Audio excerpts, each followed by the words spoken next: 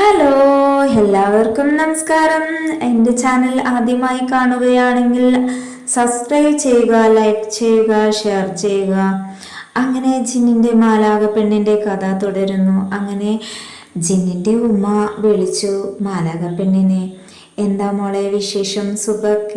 സുഖമല്ലേ? ഫുഡെല്ലാം കഴിച്ചോ? എന്താണെന്ന് മീറ്റിങ്ങിന് ഉള്ളതൊക്കെ പ്രിപ്പയർ ചെയ്തോ? നാളെ എത്ര ടൈമിലാണ് പോകുന്നത് എന്നൊക്കെ ചോദിച്ചുകൊണ്ട് ഇരുന്നു. അങ്ങനെ ഫോണ് റസിയ വാങ്ങിച്ചു. റസിയ പറഞ്ഞു, ഇത്താത്ത എന്നാ വരിക? ഇത്താത്താനെ കാണാഞ്ഞിട്ട് ഒരു ജാതി ഉണ്ട് എന്നൊക്കെ പറഞ്ഞു. ഭയങ്കര സാഡ് മോഡാണ് ഇത്താത്ത, പെട്ടെന്ന് വാ ഇത്താത്ത. ഇവർക്കെല്ലാവർക്കും മാലാകപ്പെണ്ണിനെ ഒരുപാട് ഇഷ്ടമാണ് കേട്ടോ. ഇവർക്കെല്ലാവർക്കും ജിന്നിനെ കൊണ്ട് മാരേജ് കഴിപ്പിക്കാൻ താല്പര്യമുണ്ട്. പക്ഷേ ജിന്നിൻ്റെ മനസ്സിൽ മാലാക പെണ്ണാണല്ലോ.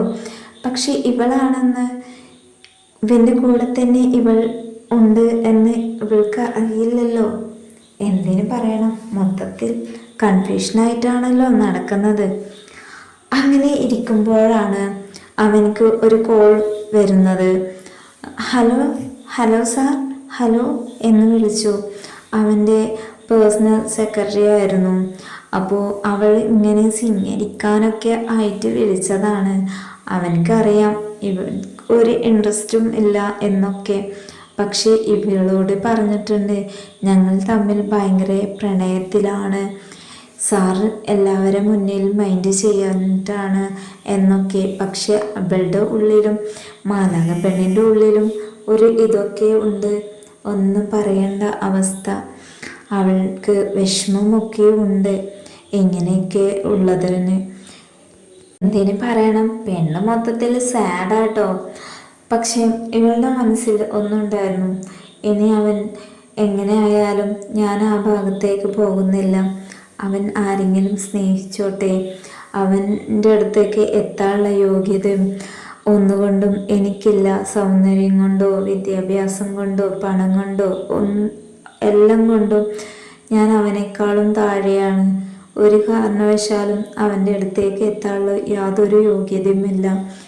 എന്തായാലും അവനക്ക് നല്ലൊരു ലൈഫ് തന്നെ കിട്ടട്ടെ എന്നൊക്കെ പറഞ്ഞുകൊണ്ട് ആലോചിച്ച് അവൾ ഇങ്ങനെ ഇരിക്കുകയായിരുന്നു. ആ സമയത്ത് അവൻ വന്ന് ചോദിച്ചു, എന്താ റെഡിയായില്ലേ? പോവാറായല്ലോ, എന്തു പറ്റി ഇങ്ങനെ ആലോചിച്ചിരിക്കുന്നത്?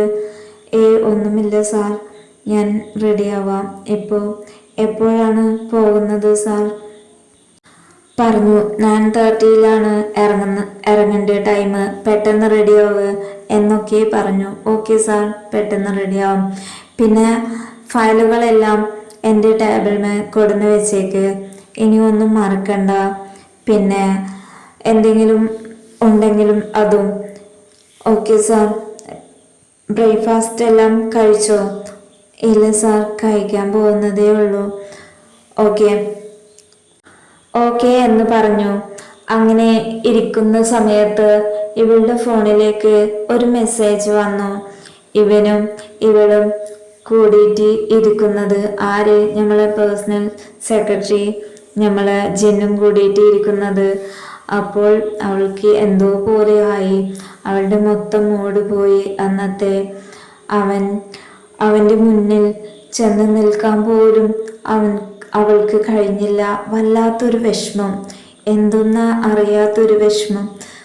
എന്തിനോ വേണ്ടി കൊതിച്ചില്ലേ എന്നോ മനസ്സിൽ അറിയാതെ എവിടെയോ ഒരു നോവ് അവളിൽ അനുഭവപ്പെട്ടു. എന്തിനു പറയണം, എല്ലാം ഒന്ന് മറന്ന് കളയണം. പെട്ടെന്ന് മീറ്റിംഗ് എല്ലാം കഴിഞ്ഞ് പെട്ടെന്ന് വീട്ടിലേക്ക് എത്തിയാൽ മതിയായിരുന്നു. അനിയനും അനിയത്തിയും കണ്ടാൽ, പിന്നെ ഓഫ്നേജിലും പോയാൽ എൻ്റെ കുറച്ച് വിഷമങ്ങളൊക്കെ തീരും. എൻ്റെ വിഷമങ്ങളെല്ലാം മാറിയിട്ട് ഒന്ന് കൂളാവും എന്നൊക്കെ ഇവൾ സങ്കടപ്പെട്ടുകൊണ്ട് ഇരുന്നായിരുന്നു. കുറച്ച് സമയം ഇവൾ ഫ്രഷായി ഡ്രസ്സെല്ലാം ചേഞ്ച് ചെയ്തു. ഇവർ പോവാൻ ഇറങ്ങി. അപ്പോഴും അവളുടെ മനസ്സിൽ ഒരു നോവായി മുഖത്ത് നല്ല പോലെ ഉണ്ടായിരുന്നു. അപ്പോൾ അവൻ ശ്രദ്ധിക്കുന്നുണ്ടായിരുന്നു. അവൻ ചോദിച്ചു, എന്താണ് നിനക്ക് ഇന്ന് എത്ര വിഷമം? ഒന്നുമില്ല സാർ. എന്താണ് വീട്ടിൽ നിന്ന് ആരെങ്കിലും വിളിച്ചിരുന്നോ? ഇല്ല സാർ, വിളിച്ചിട്ടില്ല. അനിയനും അനിയത്തിക്കും വല്ല കുഴപ്പമുണ്ടോ? ഇല്ല സാർ, കുഴപ്പമൊന്നുമില്ല. അവർ വിളിച്ചിരുന്നു, അവർ ഹാപ്പിയാണ്. പിന്നെ എന്താണ് നിന്റെ പ്രശ്നം? പറ.